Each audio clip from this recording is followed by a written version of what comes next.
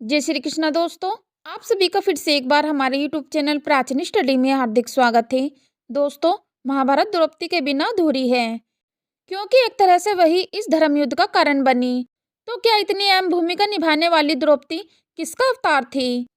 क्या था द्रौपदी के जन्म लेने का लक्ष्य, और क्यों बन गई थी अपने ही पति यानी पांडवों के खून की प्यासी?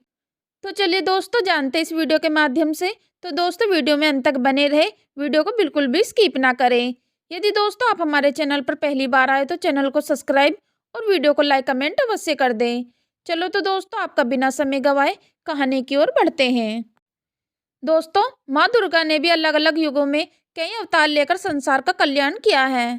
द्वापर युग में भगवान श्री कृष्ण ने अवतार लिया, लेकिन उनके साथ साथ एक देवी ने भी अवतार लिया जो महाभारत में महत्वपूर्ण पात्र निभाती है।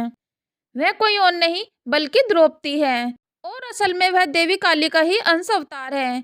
द्रौपदी को 64 योनियों में से एक खप्पर योनि भी कहा जाता है, जो खून की प्यासी होती है। दोस्तों, मान्यता है कि उसका जन्म उन राजाओं को नष्ट करने के लिए हुआ था जो पृथ्वी पर अधर्म को बढ़ावा दे रहे थे।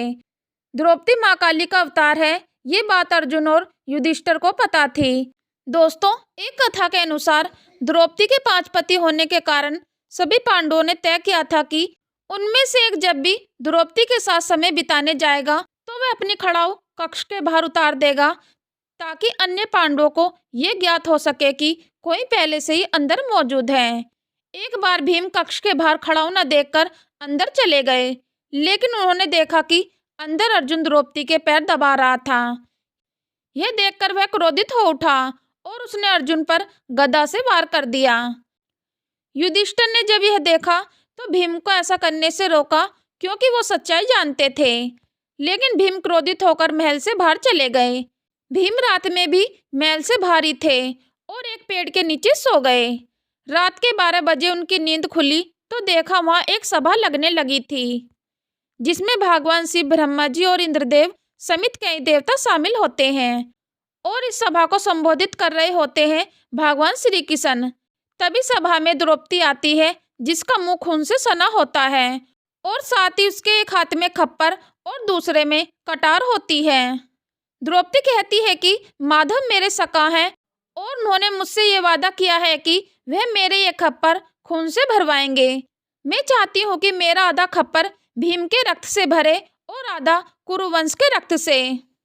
दोस्तों, भीम द्रौपदी का यह विकराल रूप देखकर डर जाता है, और उसे यह भी आभास हो जाता है कि द्रौपदी माँ काली का रूप है। सभा खत्म होने के बाद भीम अपने प्राणों की रक्षा के लिए श्री कृष्ण के पास जाता है और इसका भगवान श्री कृष्ण से समाधान मांगता है। श्री कृष्ण भीम को बताते हैं कि द्रौपदी महाकाली का रूप है और उनका ये जन्म केवल खप्पर भरने के लिए ही हुआ है। इस पर भीम कहते हैं कि मगर द्रौपदी तो अपना आधा खप्पर मेरे ही रक्त से भरना चाहती है, तो अब मैं क्या करूं?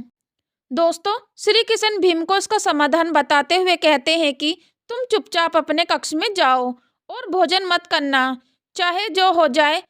जब तक द्रौपदी तुम्हें भोजन के लिए मनाने ना आए, तब तक तुम अन्न को हाथ भी मत लगाना। भीम बिल्कुल वैसा ही करते हैं। जब काफी देर तक भीम नहीं उठते तो द्रौपदी भीम को भोजन करने के लिए कहती हैं, जिस पर भीम द्रौपदी से कहते हैं कि वह केवल एक ही शर्त पर भोजन करेंगे, यदि द्रौपदी उनका मनचाहा वरदान उनको दे दे।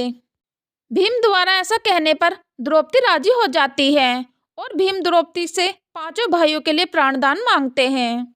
दोस्तों, इस प्रकार भीम की जान बच जाती है और पांडवों की भी। दोस्तों, आशा करती हूँ कि आप सभी को इस वीडियो के माध्यम से पता चल गया होगा कि आखिर द्रौपदी किसका अवतार थी और क्यों पांडवों के खून की प्यासी थी। तो दोस्तों, नीचे दी गए कमेंट बॉक्स में अपनी राय अवश्य बताएं। यदि दोस्तों आपको यह वीडियो पसंद आई है तो अपने दोस्तों को अवश्य शेयर करें।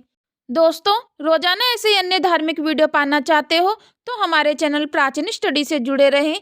यदि आपने अभी तक हमारे चैनल को सब्सक्राइब नहीं किया तो चैनल को सब्सक्राइब और वीडियो को लाइक कमेंट अवश्य कर दें।